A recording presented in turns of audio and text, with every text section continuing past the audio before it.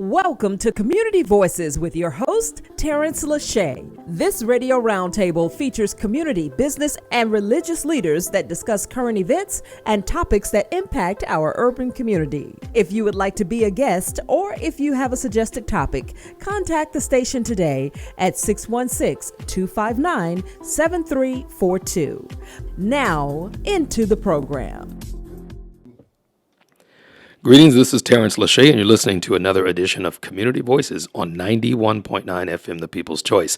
Excited about today's interview because I got a good friend, longtime comrade, and a person who's a blessing to our community, specifically working in the area of higher education at the Cornerstone University. We have also pastor, but Mr. Terrence King. Thank you for being here today, sir. Honored to be here. Thank you so much for the opportunity. Well, we finally got this interview scheduled. We've been trying to do it for quite a while now, and specifically wanted to talk about your new position and your role with Cornerstone University. Yeah, perseverance is a virtue, so I'm glad we arrived at this Obviously. moment. Well, for those who might be riding along in their car or maybe taking a break at their desk, you want to tune in, maybe tell I want our listeners who might just be tuning in to know that this is Community Voices and you're listening to Terrence King. Terrence Lauchie's talking to Terrence King. And we have a little joke there about us having the same name and different roles in the kingdom. So I'm excited about this conversation and this dialogue. Community. And Christian community. I want to get that right. Spiritual Formation, SFCC, Spiritual Formation and Christian Community. Great. Well, tell us a little bit about this new role, how long you've been in it, and we'll get into this dialogue over the next few minutes about, big dreams and passions to make a difference in the world using the avenue of education. Yeah, thanks. Been in this role since January 31st of this year is when I started. And so this makes 11 months, or the completion of 11 months now, able to have gone through the spring semester, a bit of the summer engagement, and then full-fledged in the fall semester. Right. Which is almost coming to an end. Yes. Terrific. Time flies when you're making a difference. We go a little ways back. You formerly served as one of the deans at Lansing Community College. Let's talk a little bit about that. Yeah, so for about a 5.5-year stint, served as the Associate Dean of English, Humanities, and Social Sciences at Lansing Community College, of course, in Lansing, Michigan. That was part of more than 25 years of service in higher education there. Yeah, that means that we're getting old, right? We're getting refined. That's right. And during the refinement, you have offered a great deal of, consolation to not only the African American community, but also the faith-based community and people looking to achieve in higher education. Let's talk a little bit about your role at Cornerstone and what you do in this role as a vice president. Yeah, I oversee about 6 different areas and 7 individuals that are on my staff. Those areas include athletics, which is a rather huge area, campus life, or now redefined as community life, residence life. I work with counseling and health services. We've got campus ministries, as we're a chapel, and formation leaders and worship leaders come through. And then career and life calling is where we really work with students to make that transition of interns into the corporate community. And we've just received the international students from the care perspective and helping them to navigate what is necessary for them to be students at Cornerstone University. That's a large combination platter. But it's all things Cornerstone University experience for students. Undergraduate? Absolutely. Our focus is on TUG, which stands for traditional undergrad students. And we're essentially co-curricular, everything non-academic, with the exception of accommodations and student support services. We have a sense of support of our students, obviously, because of the work that we do within spiritual formation and Christian community, but by and large, we're everything co-curricular. So all of those supportive pieces that helps the student have an experience at Cornerstone where they can thrive and have success, both academically, spiritually, and personally.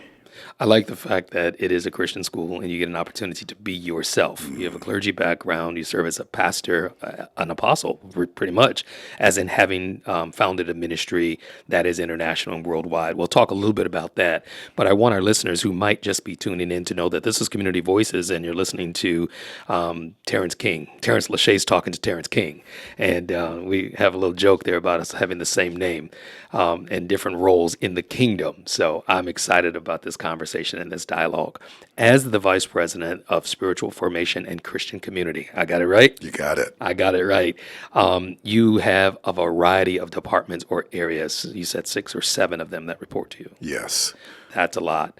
Tell me a little bit about your challenges and tell me a little bit about your dreams. What are you planning to see happen in this role that you're in? Yeah, so the challenges first, and I always view them as you and I have served in training for many years together. Right. We've learned how to both receive and send out the message that challenges become our opportunities. Opportunities, exactly. And so the challenges is, while I've had 25 years plus of higher ed experience, the challenge initially was coming to a Christian higher ed environment and understanding differences between what it means to serve as a faith leader in a church setting or a ministry setting.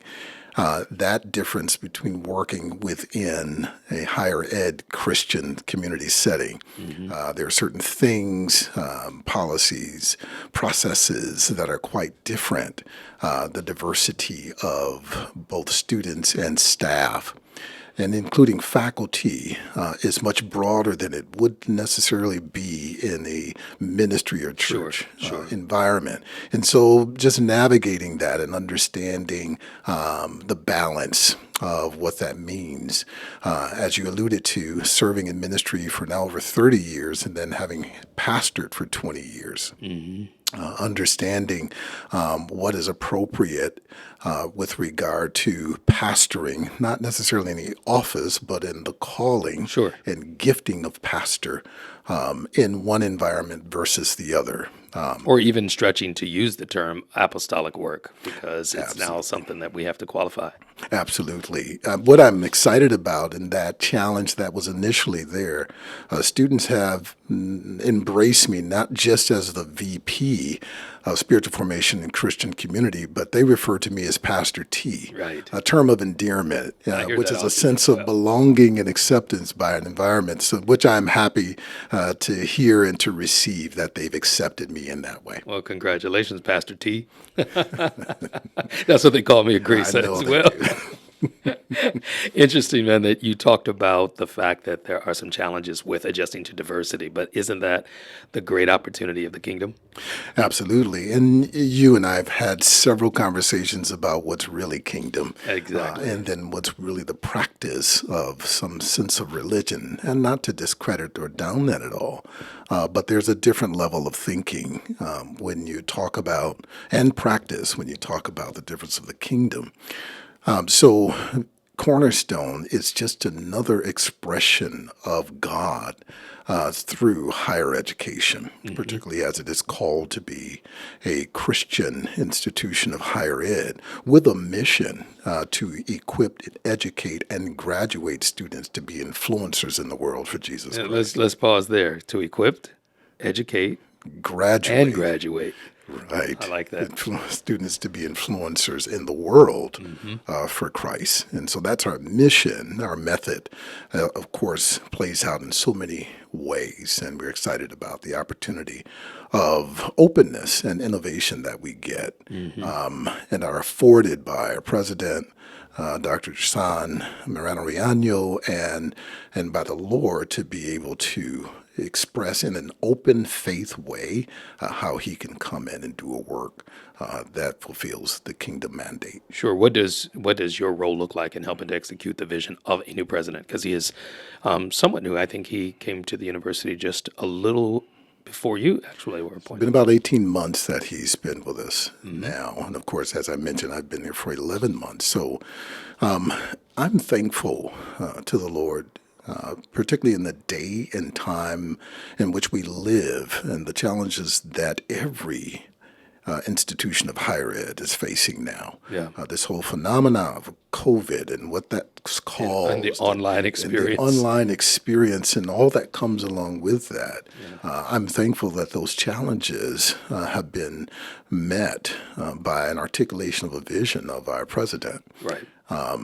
And we are now engaging in the legs, the feet, the behavior, the movement of what it looks like to engage this new vision of, again, fulfilling the mission of Christ to educate, to equip, inform, and graduate students for Christ. Now, Gwynn, my focus is on undergraduate. Exactly. And that's what I was going to say. The listening audience might be somebody who is interested in pursuing higher education as an undergrad, or they may have children or grandchildren, and they're looking for a good Christian school, and also some people to point them toward.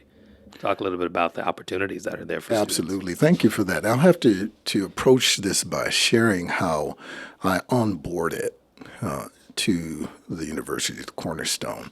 And one of the things the Lord placed squarely in my heart was about how do we engage community, both locally and nationally, even globally, in ways that present opportunities for them. And what he shared with me is that encounter when Jesus is on the shore, Peter and friends have just coming from fishing, and Jesus asked them, if you caught anything, no, we'll cast the net on the other side, right? Yeah. And they did that. We know the story. There's a big haul that they even had to engage other entrepreneurs to come and pull in what was available by the fish. Well, that same kind of focus is what I hope to bring to the table. Let's cast the net on the other side. And that essentially is emblematic of other methods and other ways and other populations of which we can reach to bring to Cornerstone for this quality Christian education so that families, students, whether undergrad or graduate students,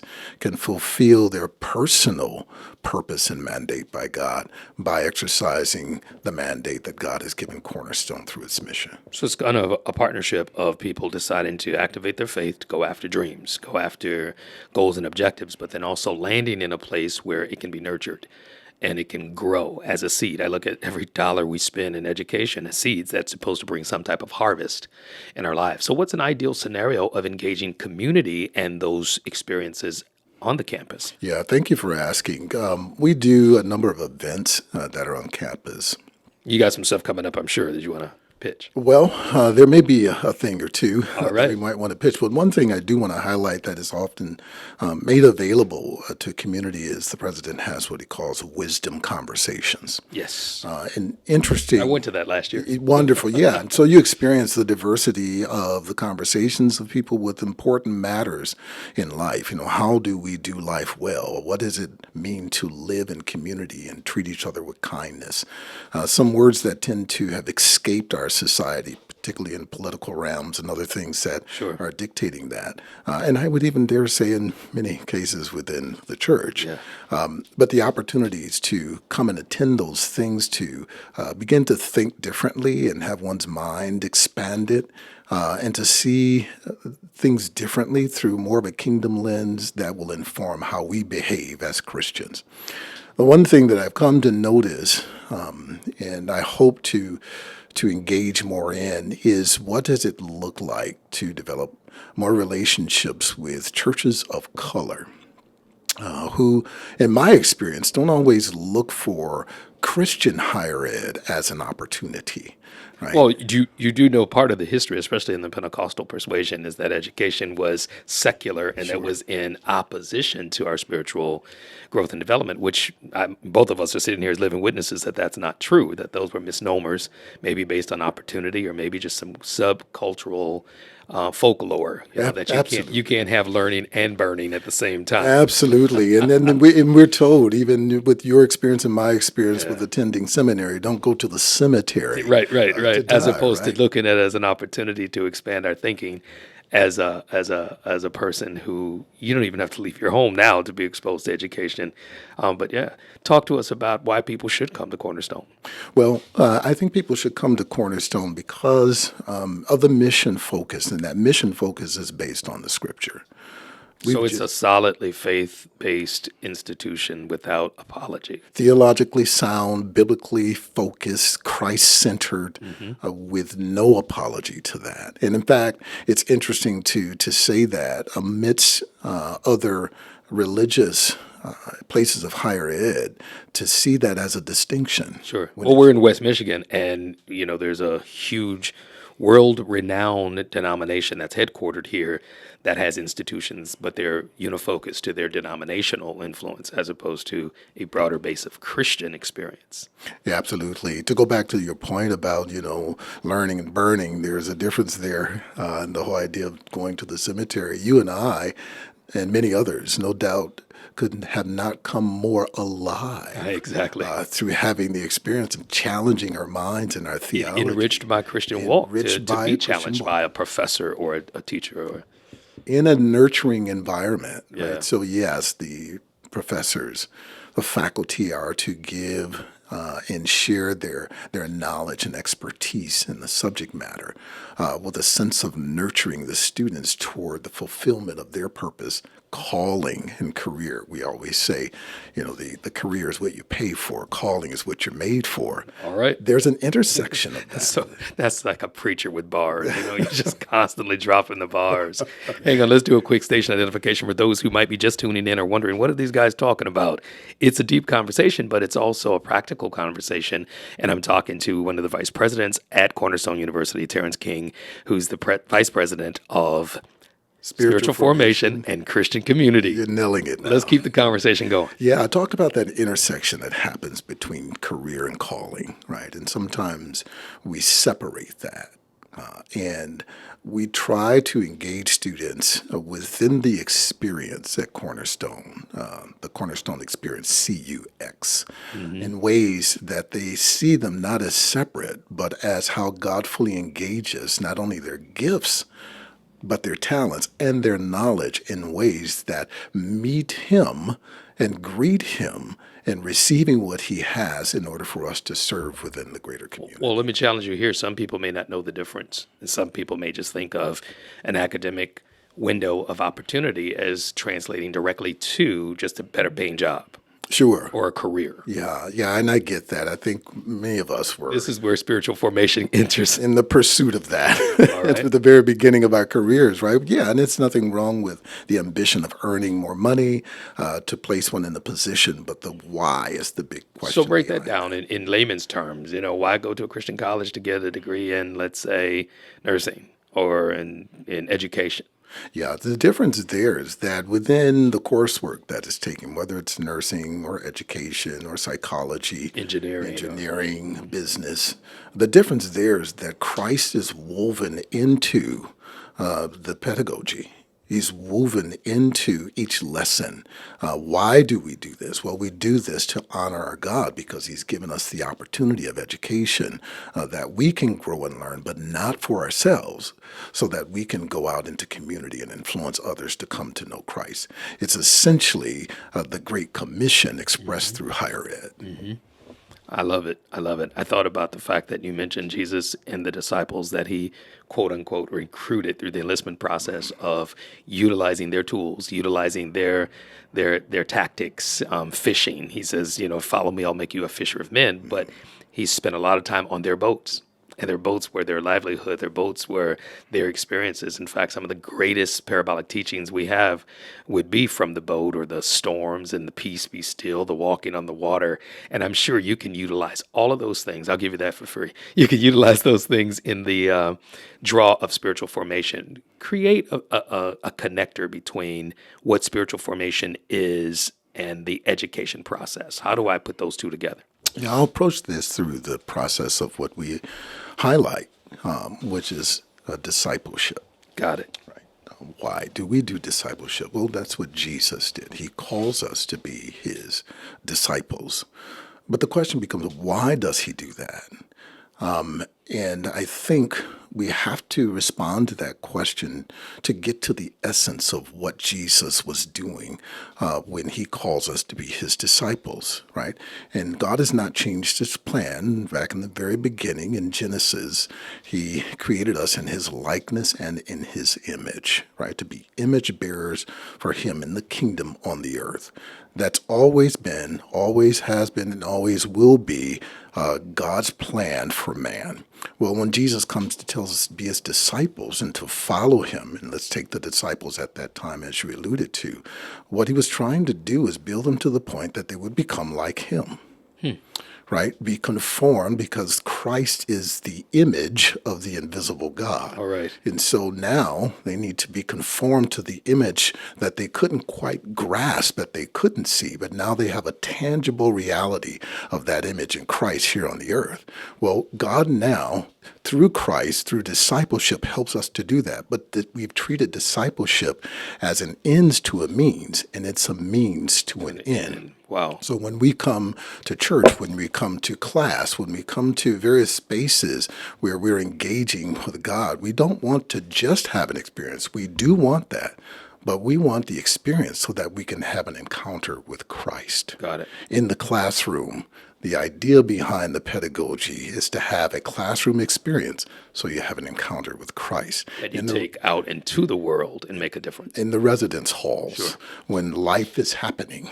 Why? What should we be doing there? Discipling to the degree where we help people have an experience so that they can have an encounter with Christ. That's a far cry different than what we are used to.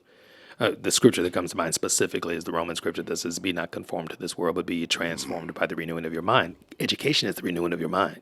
Absolutely. Going to school is the renewal of your mind. Listening to the pedagogy of what an institution offers, that's the renewal of your mind constantly through the process of discipline or discipleship. So there's a symmetry between our spiritual formation and our professional development. Sure, absolutely. In fact, most of the time when you look at higher education in the area, my unit, which is called Spiritual Formation and Christian Community, it would be defined as student development. Wow. Which is good. Yeah. That's fine. But we That's felt including everything from their housing experience to their curriculum. community experience, community life, campus life, all that goes within that. But to take it to the point of being intentional, which is where I think we become a bit more distinct as a university, that we're saying, yes, we want you to be developed in practical ways, but the practical is to facilitate the spiritual. And so we need then to make sure we engage in spiritual formation so that you are renewed in your mind and not take the challenge when it comes at you to think that it's happening just at you, but it's not only happening at you, but it's happening for you. Wow. And it's happening for others. I'm pushing the envelope here, but it almost sounds evangelical or evangelistic, probably is a better term, because if we become better individuals in this world through our education, our experience, but more than anything, our Christian walk, we can make a larger impact, and thy kingdom will come, and thy will can be done on earth as it is in heaven. That is the work we're called to do, and the work that we're called to do as educators, right? Sure. To help others understand that, whether a student, staff, faculty, executive, we're all there to serve Christ for the advancement of the kingdom. You're setting up for the next topic of conversation. We've got about 7 minutes left, but talk to us a little bit about, before we do that, what is happening on campus within the next few weeks or so that somebody might want to be a part of? Just investigate, just to have an experience on the campus. I know the talk is coming up, the conversation, but are there other events or things that you might want to? Yeah, actually, the conversation, we've had one this semester, be another one next semester. Right now, as we enter into the final weeks of the semester, we've actually minimize some of the things that we're doing so students can focus on those exams that are coming up, right? But what we do, however, is strengthen the engagement in what we call encounter groups, formerly known as discipleship groups. We call them encounter groups now, driving toward that intentionality from experience to encounter with Christ. And so we're doing that. And of course, we maintain chapel which is where we come together for corporate worship to have an experience together that only that Sure. gathering, according to Hebrews 10:24-25, we can have in that experience. And so we're kind of moving into a coast mode to help students to be able to focus. Finish the To semester out. finish strong, but this also is where that discipleship and formation come in, because like all of us who've had the experience of entering that time of finals, stress comes along with that, right? And how do we redirect that into opportunities that For the seminarians, it would be equivalent to Via Dolorosa, right? Absolutely. The journey up the road to the cross. Yeah.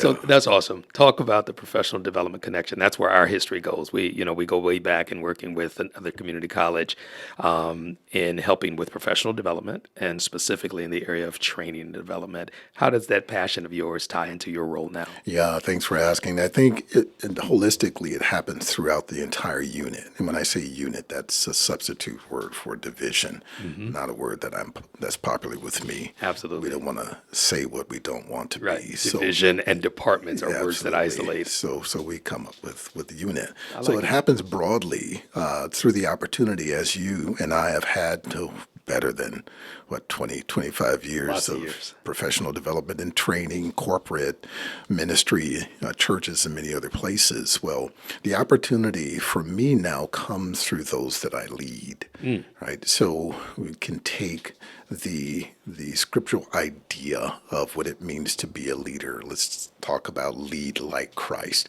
What does that mean? And to be able to share that when difficulties and challenges arrive with those that report to me, my directors and the assistant director of operations, when those things rise up and they can become a bit frazzled about it. Well, let's take a look at how we can integrate and follow after leadership principles that can help level us out.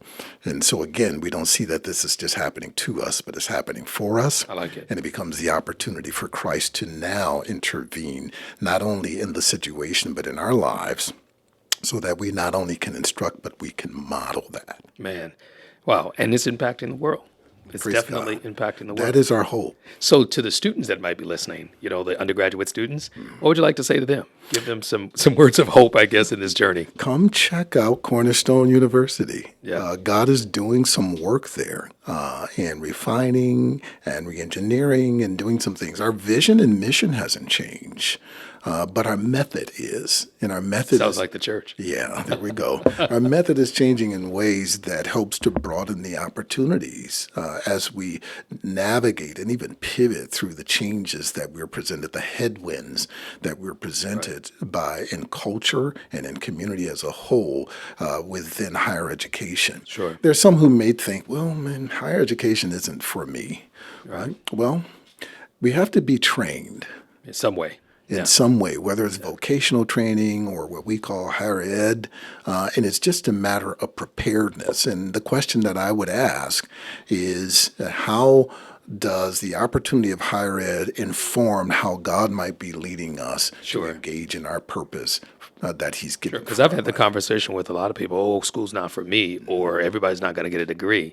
Well, there's always those who will, and then those who won't. But for those who are interested, I think Cornerstone's a good choice. Yeah, and sometimes it could be the catalyst to awaken the very thing that's in someone so that they can move further in the kingdom mandate that's been given for their lives so that they can help even more. I like how you contextualize the kingdom mandate and getting the higher education. Those, and I explained it to somebody else just recently, that there is some virtue in pursuing educational degrees, just as there's virtue in entrepreneurialism, there's virtue in the community activism, there's virtue in each of these fields or these mountains in which we operate in, whether it's arts and music. Absolutely. Yeah. So with the closing thoughts, give us some contact information if there is a parent or a student listening that might be interested in coming to Cornerstone, or maybe any other inspiration you'd like to leave us with.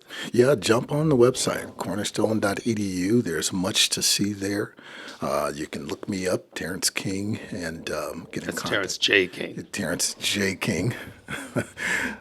Keep going. We're holding at bay these private jokes we have between us, but You're my brother, man. yeah, and I love you, my friend. I love you dearly.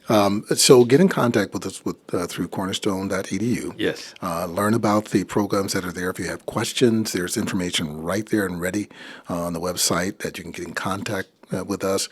If you want to talk with me personally, feel free to get in contact with me at terrence.king@cornerstone.edu. And you can even give me a call, 616-222-1558. Happy to talk with you about what it might look like for you to come to Cornerstone. Terrific. Thank you so much. I can say Pastor King, Vice President King. I can say, man of God, you are a good example and a good representation of what it means to be in marketplace ministry, but also to make a difference in the world through your vocation and your advocation. So I appreciate you being here today. Appreciate the time that you've taken to share information with us about Cornerstone University. Yeah, pleasure to be here. Thank you, my brother. It's always a joy to be with you. Great, thanks. You have been listening to Community Voices on 91.9 FM, The People's Choice. I'm Tarence Lauchie, and I invite you to come back and listen to us on Fridays at 12 noon. Thank you for joining us today. You've been listening to Community Voices with your host, Terrence Lauchie. Community Voices can be heard every Friday at 12 noon. This radio roundtable features community, business, and religious leaders that discuss current events and topics that impact our urban community. If you would like to be a guest, or if you have a suggested topic, contact the station today at 616-259-7342. Until next week, let your voice be heard in the community.